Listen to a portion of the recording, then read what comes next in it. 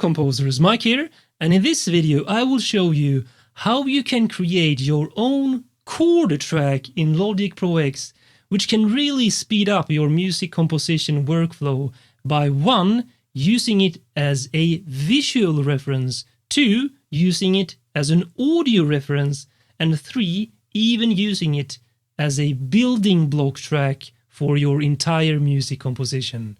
So let's do this right now. Now, since Logic Pro X doesn't have a dedicated global chord track like Cubase and some other DAWs, I came up with a different method. So let me show you how to do this. First, you simply create a track and put it on top in your sequencer. I recommend using piano or perhaps strings for this. So I added Addictive Keys here, which is a piano plugin. Bit too much reverb. Just like that. Next, you simply use this track and record your chord progression as simple block chords, meaning, let's say you play an A minor chord like this. Don't comp on it like,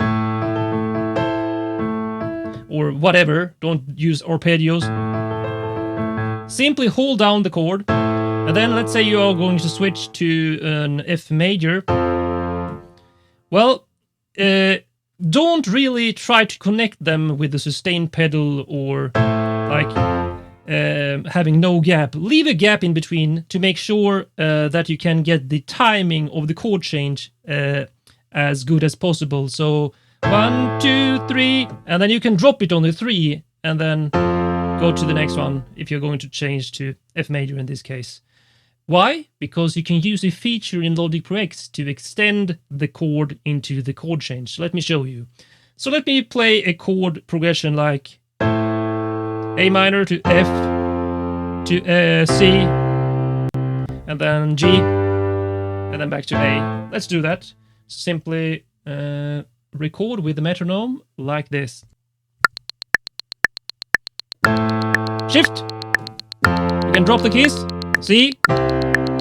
Drop the keys and G.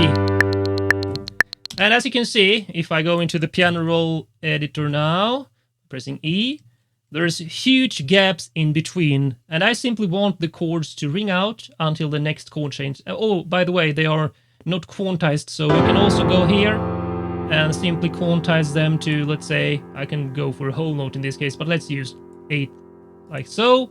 Now, how do you fix these gaps? Well, you simply select everything, and then you right-click, or if you have 3 tools like here, you can control left-click to bring up this menu, and then trim note N to following notes, force legato.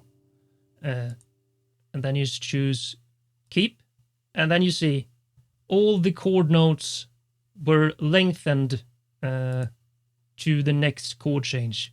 So I have actually added a key command, my own custom key command for this, but you can do it the other way, going into the menu and using this if you want to.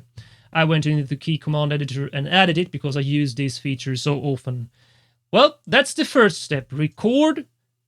The next step is to make sure the chords are aligned perfectly like this with no gaps in between.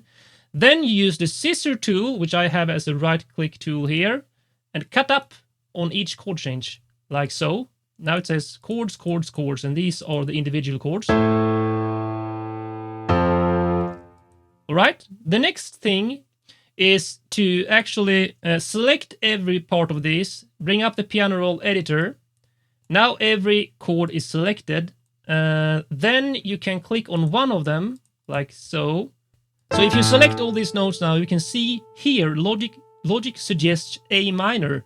So you can actually, if you don't remember what chord you played in, you can check it by selecting all the notes. A minor, select this region, Shift+N, and then write A minor. And then go to the next one, select all notes, and then F here. So Shift+N, and then F. So I do this for every single region, like so. It's a C here, Shift+N, Shift+N, it's a C, and the final G.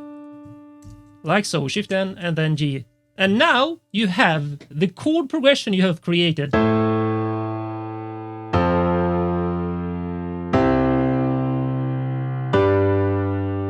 Perfectly in sync, no gaps in between, and also labels on each chord here in these blocks that you can use for one, visual reference. When you record new parts, you will see your chords. You can use it as an audio reference by soloing this and whatever you want to play, let's say a bass line on top of it.